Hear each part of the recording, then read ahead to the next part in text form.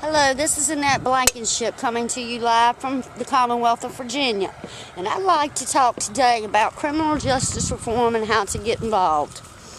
The number one way to get involved in criminal justice reform is to register to vote. You go to your local voters registration office and you register to vote.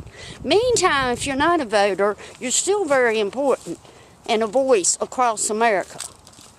I can't stress the importance of voting, but right now, not everybody's going to get registered to vote in time. Not everybody thinks their voice is important. It is so many people out there that are quiet and they're silenced by our government because they think they don't matter. Well, I'm going to tell you what, each and every citizen in the United States of America and around the world matters. We all bleed red, and we all have a heart. And we all need help sometimes. All of us fall down on our knees at times and don't know which way we're going to turn. We need to learn to be there for one another. And it starts with criminal justice reform and caring enough about your communities to know people make mistakes. People make big mistakes sometimes. But we shouldn't ridicule them and condone them and throw them away behind bars in prison for the rest of their lives when they can be rehabilitated. President Bush signed the Second Chance for All Act in 2004. That opened up the doors to a whole lot of new promises and a whole lot more opportunities for the inmate that had been incarcerated or the felon that kept on falling down and falling down, trying to get back up on their feet out here in society, because our society is not felon friendly. Our society is not errant friendly. Errants need help. Errants need guidance. They need concern. Not everyone is looking for a hand out. I have been burnt out in my lifetime by the time I was in my 20s, listening to my elders talk about anybody who just wants a handout, handout, handout. And they were talking about the people that were down on their luck. Well, you know what? I've chose to be down on my luck my whole life because I'm not going to forget where I came from. I'm not going to forget what I've been through. I'm not going to forget who was there for me and who wasn't. Because it's a bigger picture and it's a bigger purpose. It's a bigger picture and a bigger purpose for all of us. We have goals to accomplish, and the goal is equal and fair justice for every American on American soul.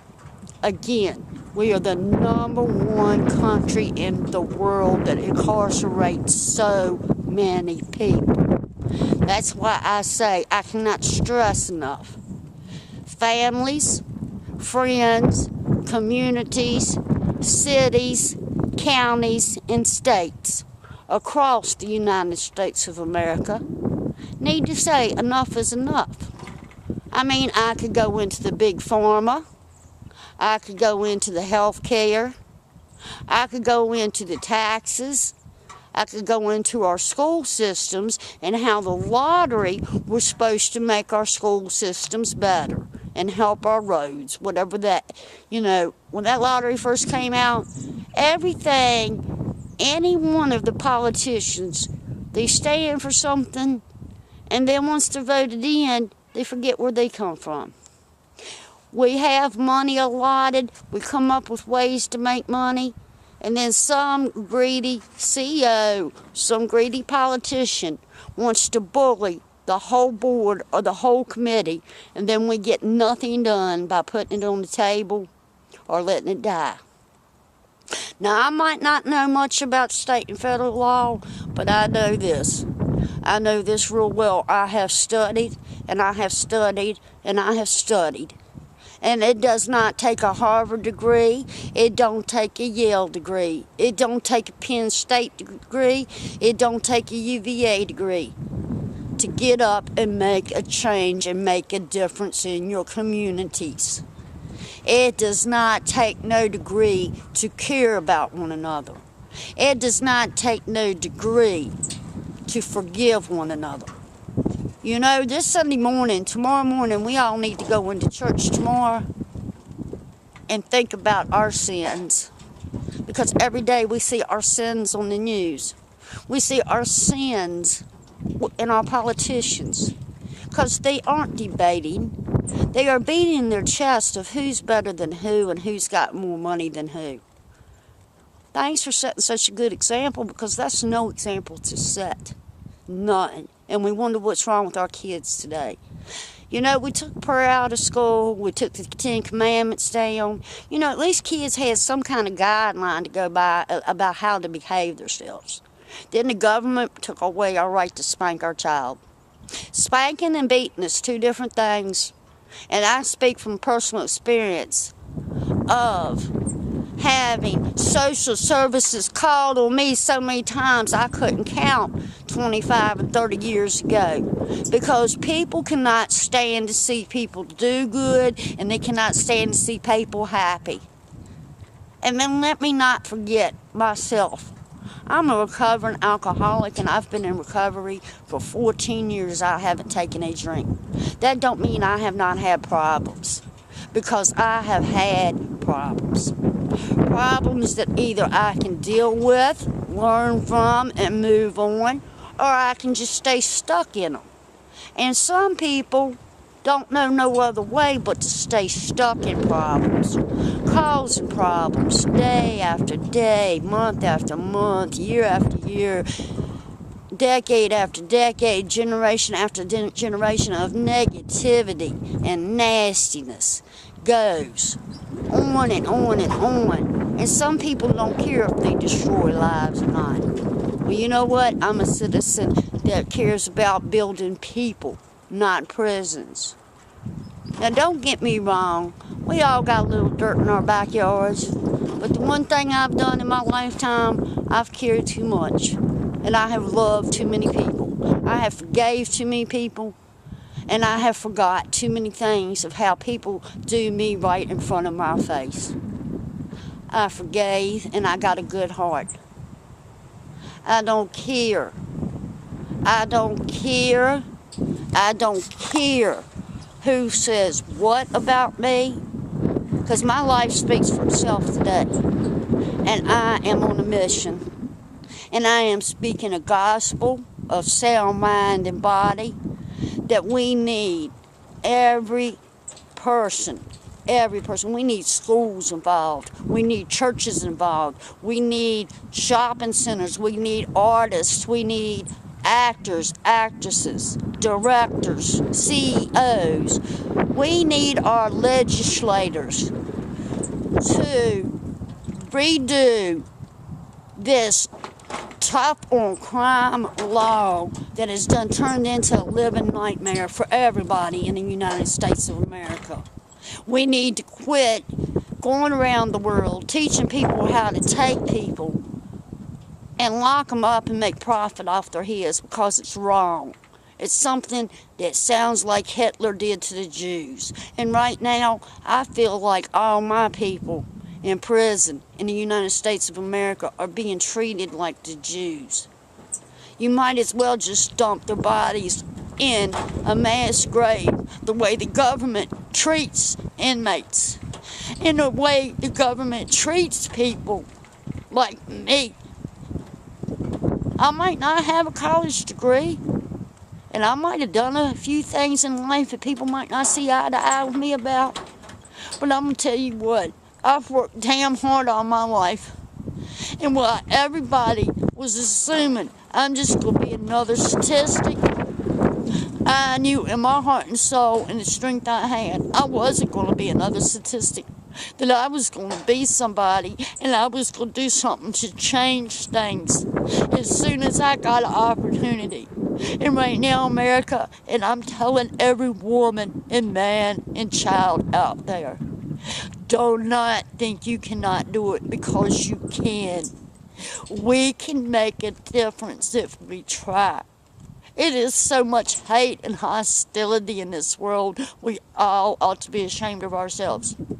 I am asking, and I am demanding that we get this criminal justice started in every state. I'm asking Governor McAuliffe to please free Dustin Turner and Justin Wolf. I am asking Governor McAuliffe to please give people parole that deserve it and don't keep on letting them sit in prison after they've done served their time.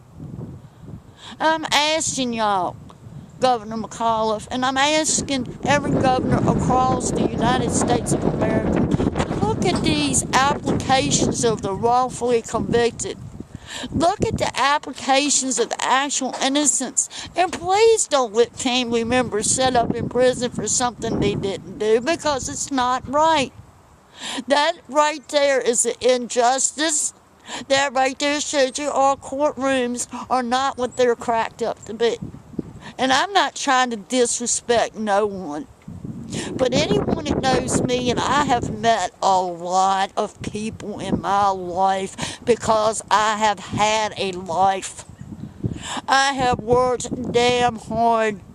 And after I retired and got on disability over 20 years ago, I volunteered and I took care of the people in my communities. God gave me some of the hardest-hitted people to help me realize that I did not have it as bad as them. None of us got to have it bad if we be good to one another. Watch the State of the Union address that President Barack Obama just did. We need to work together in America. Every race needs to work together. Every party needs to work together. We need to come together. We need to come together. I am asking all gangs.